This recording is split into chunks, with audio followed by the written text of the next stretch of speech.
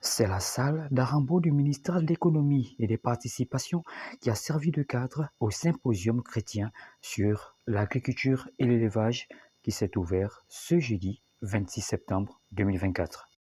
Une cérémonie d'ouverture qui a été introduite par la prière dite par le prophète Alexandre Groix, puis se sont succédés plusieurs discours, dont celui du président du comité d'organisation, souhaitant la bienvenue aux nombreux participants venus prendre part à ces moments. Noé commença à cultiver la terre et planta une vigne, nous enseigne la Bible.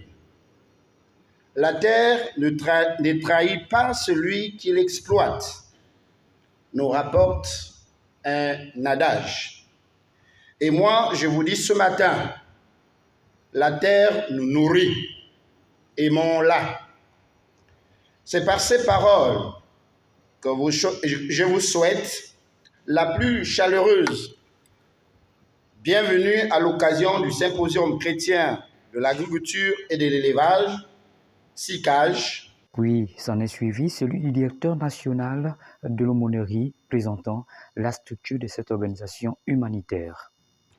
L'organisation du symposium chrétien agricole de l'élevage offre à la direction nationale de l'aumônerie Alliance internationale des aumôniers et des forces de l'ordre l'opportunité d'esquisser aux participants des présentes assises l'organisation de notre aumônerie.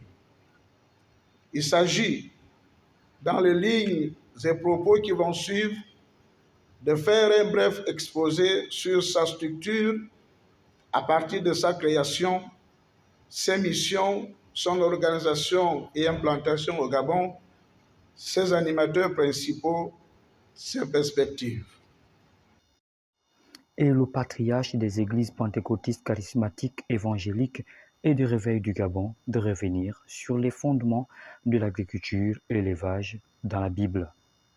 Mesdames, Messieurs, chers participants, l'agriculture et l'élevage sont les premiers métiers de l'homme, car nous lisons sur la première famille de la Bible qu'au bout de quelque temps, Caïn fit à l'Éternel une offrande des fruits de la terre, et Abel, de son côté, en fit une des premiers-nés de son troupeau et de leur graisse. Genèse chapitre 4, versets 3 à 4. Pour le représentant de l'État, il est temps que nous changions de paradigme. Lisons un peu la parole de Dieu. Dans une autre vie, je suis enseignant de la parole de Dieu. Dans le premier livre historique de la Bible, le livre de Josué, il est dit ceci au chapitre 5, juste avant la conquête de Jéricho, pendant que le peuple était encore à Gilgal. Il est dit que la manne s'arrêta et le peuple se nourrit des produits du pays. Il est temps que la manne s'arrête. La manne au Gabon, c'est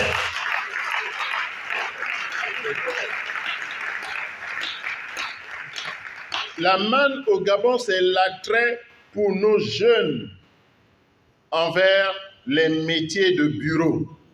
La manne au Gabon, c'est le choix qu'ils font de faire carrière uniquement dans des bureaux. La manne au Gabon, c'est cette volonté que nos jeunes ont de choisir l'oisiveté alors qu'ils sont vigoureux, pleins de force. Ils sont pleins de force. Personne ne veut repartir dans l'arrière-pays. Il faut que cette manne de la paresse s'arrête. Il faut que la manne de l'oisiveté s'arrête. Voilà qui a meublé cette ouverture. Il faut désormais que ce qui était autrefois regardé comme de la boue soit prisé et que ce qui paraissait comme l'or soit regardé désormais autrement.